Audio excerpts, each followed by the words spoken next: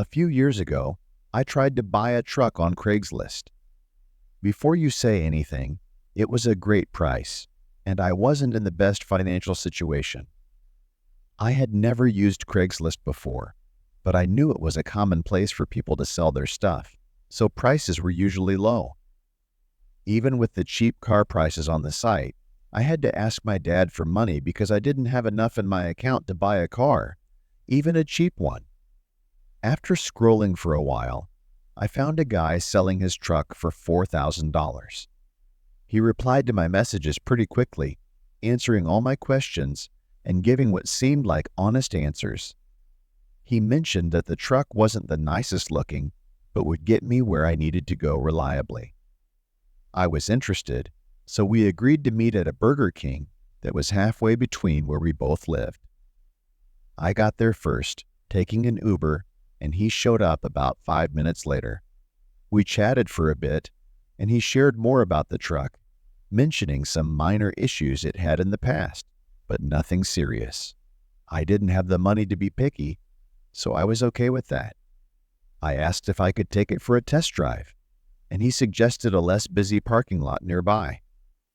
I thought, all right, whatever, and pulled out my phone to call an Uber. But he said it was just across the street and that we could drive together. I didn't want to be rude and had never done anything like this before, so I assumed it was normal. Looking back, I should have told him I preferred to go alone, but I was young, and since he was older, I trusted him. When I got in the truck, he asked if I had my license with me, which made me feel even more at ease. He seemed like a genuine guy. However, as he started driving, we went a bit farther than just across the street, probably a few blocks away to an empty parking lot away from the main road. That was my first red flag, even though it should have been the second or third. All right, let's switch, he said, putting the car in park. As we walked around the car to switch places, he tossed me the keys, saying, "Heads up," but they landed nowhere near me. I would have had to dive onto the concrete to catch them. Feeling awkward, I went to pick them up, and just as I bent down, I felt his foot slam into my side. Before I knew it, he was on top of me, grabbing my wallet from my back pocket and running back toward the truck.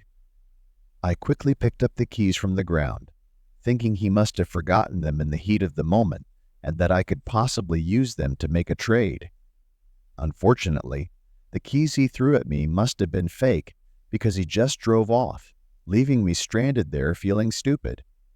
What made it worse is that everything happened so fast that I couldn't even see the license plate. I still had my phone, so the first thing I did was cancel the only card I had because I couldn't risk him spending money I didn't have. Then I called the police. I walked back to the Burger King to file a report when they met me there. But with just a description of a rusty white truck and an average middle-aged white guy, nothing ever came of it. He took down the ad, and his email wasn't even a real name. It was just a name from a video game character. Plus, I didn't get his license plate number. In the end, I lost $4,000 in cash, had to wait for a new card in the mail, needed to get a new license, and they never caught the guy.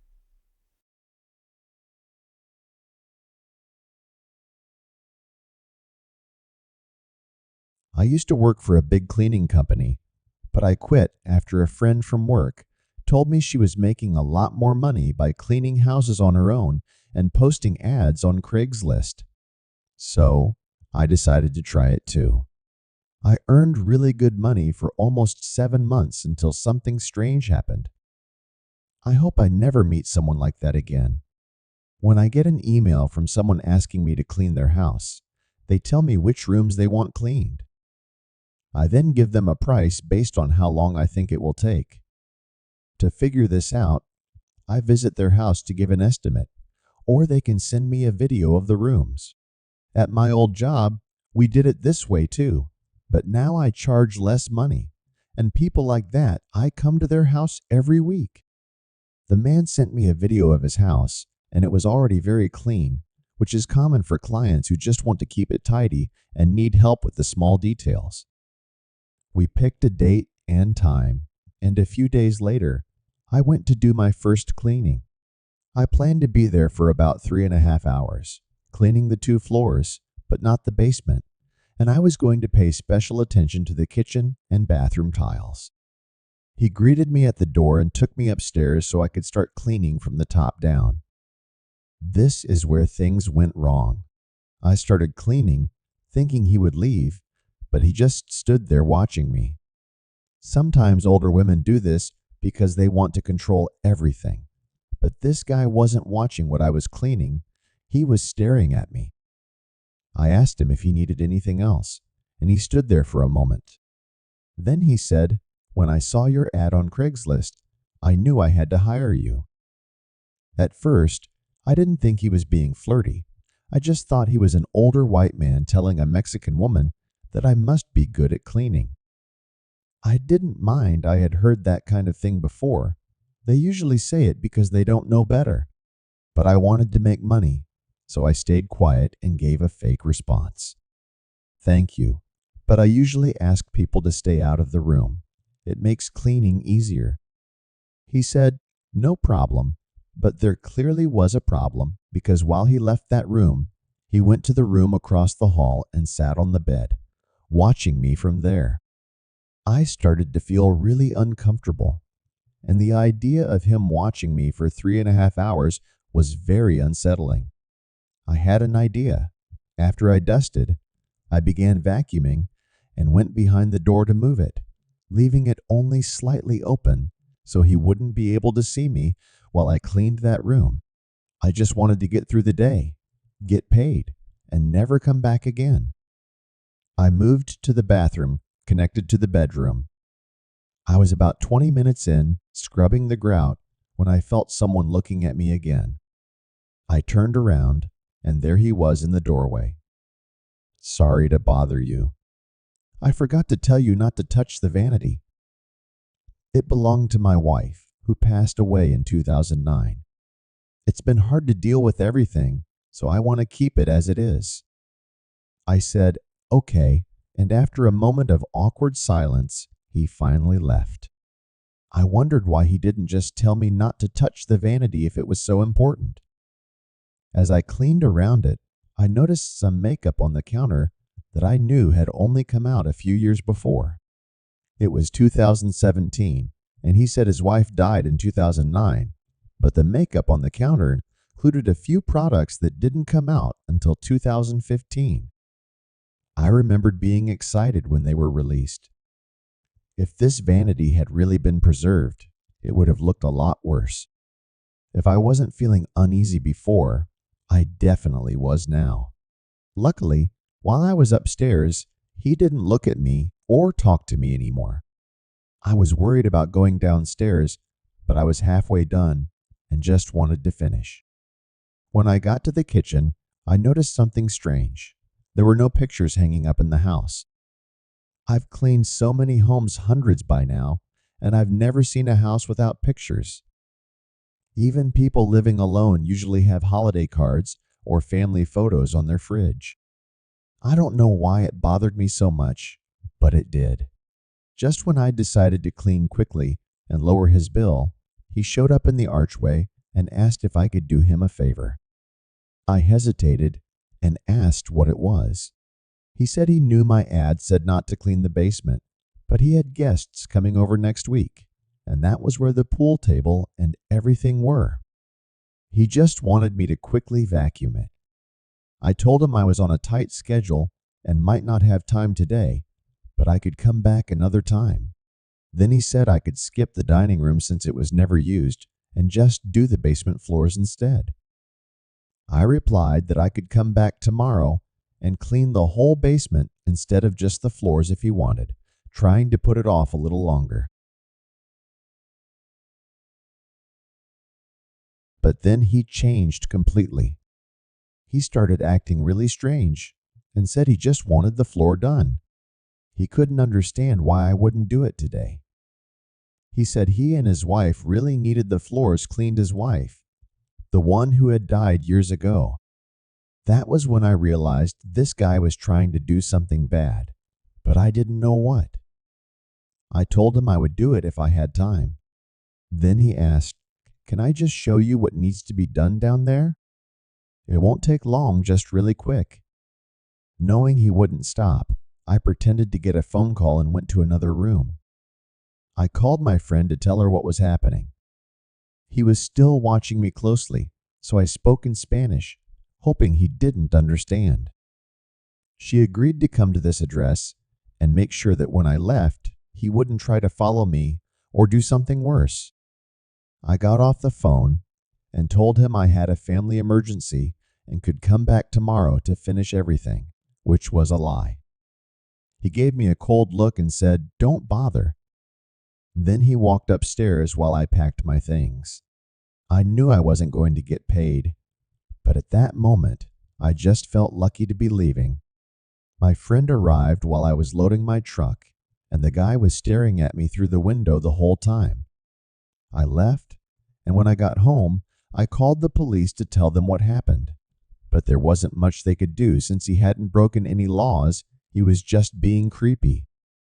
They basically told me the obvious, not to go back there, which I definitely wasn't going to do.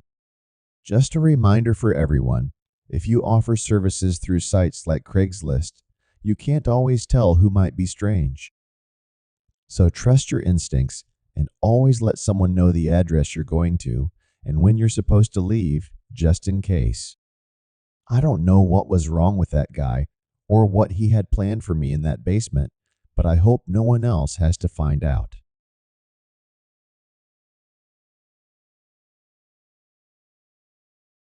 Craigslist isn't something I use often, maybe less than once a year. But sometimes it's the easiest way to sell things quickly. However, after what happened to me about 3 years ago, I stopped using Craigslist completely. I was 22 then and had been living in a tiny house with a roommate for over a year. When he moved out, the lease was almost up, and I couldn't afford the rent on my own. So I had to move too. Finding a new apartment wasn't hard, but it was much smaller than the house, which meant I had to get rid of most of my furniture. The couch was almost new since my roommate and I bought it just over a year ago when he moved in. It felt like a waste to leave it out for someone to take. Plus, it was expensive, and I needed extra money for the move, so I decided to try Craigslist. This was my first time selling something on the site. I had only ever used it to buy things, and the only strange experiences I had were feeling awkward in someone else's house. But since I would be at my own house this time, I felt more comfortable being the seller. It took just over 2 weeks for someone to reply to my ad and show real interest. He called me to ask a few questions, which made me feel better because I thought he was just trying to make sure I wasn't a creep. His name was David, and he said he had just moved into a new house and needed some cheap furniture. I mentioned that I was actually leaving my house for an apartment. He politely asked why I was moving, and I told him my roommate had left, so I couldn't afford it anymore. He seemed nice, which made me share more than I probably should have. We agreed to meet on Saturday evening after we both got off work, around 6 o'clock. When that time came, I left the front door open and waited. I sat on the couch for over an hour, waiting for him to arrive, but eventually I shut the front door and went to the kitchen to make some food, thinking he had canceled on me. Just a few minutes later, though, the doorbell rang. It was now 7:30, so I was a bit annoyed, but I tried to smile as I opened the door. "I'm David," he said, reaching out for a handshake. He was a tall, heavy-set man with a big grin. I shook his hand and invited him inside, showing him to the living room. He looked around and nodded, but then I heard footsteps outside and 2 more men walked in. "Sorry, these are my buddies who are moving in with me." "Hope you don't mind," he said. "Oh, yeah, that's fine," I replied nervously, realizing I didn't have much choice. I started to feel really uneasy, and a bad feeling settled in my stomach. I tried to shake it off, telling myself I was just overthinking things, but I couldn't ignore it. David walked to the other side of the couch and knelt down like he was checking something. Then he stood up and said, "What's this over here?" while pointing at the side of the couch. With the two other men standing behind me, I hesitantly walked over to see what he was looking at. "I don't see anything," I said. He pointed again, wanting me to kneel down and look. The other two men moved closer, standing right in front of me while David stood behind me. Slowly, I knelt down and looked at the side of the couch, but I still didn't see anything. I could feel their breath on me, which made me feel weak and scared. "I'm just messing with you. There's nothing there," David said with a laugh, giving me a hard pat on the back as I stood up. I let out a nervous chuckle and stepped back a bit. I noticed the other men had creepy smiles on their faces as they looked at David, almost like they were plotting something. I tried my best to stay calm and think of a way out, but they were in my house. I couldn't just leave, and I was too scared to ask them to go. "So, do you like it?" I asked, trying to hurry things along. David looked at his friends and then back at me. His happy smile changed, and there was an odd silence as I stared into his empty eyes, a calm before something bad happened. Suddenly, one of the men tackled me to the ground, pinning me down hard.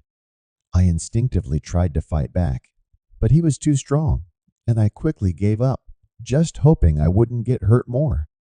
David and the other man rushed through the house, taking everything valuable and leaving a mess in every room. The man on top of me kept holding me down, pushing my head into the hardwood floor with all his weight. After a few minutes, David called from the front door, and the man finally got off me and ran outside. I heard their truck drive away fast as I lay on the ground, feeling shocked, hurt, and terrified. After a couple of minutes, I managed to get up and slowly walked to the front door to close and lock it. I called the police right after. Not surprisingly, David wasn't his real name, and the email or phone number he gave didn't lead to anyone identifiable. They collected fingerprints and took pictures of the shoe prints on the floor, but the case went cold with no suspects. The only clue was that the shoe prints at my house matched those from another robbery a few weeks earlier, where the victim was also home alone. It seemed they targeted people who lived alone, so I really messed up by mentioning my roommate had moved out. Overall, that experience caused me a lot of stress and anger. I felt safe in my own home, but I was taken advantage of because of that. Websites like Craigslist can be dangerous, and people need to be more aware of the risks of inviting strangers into their homes, even if they seem innocent.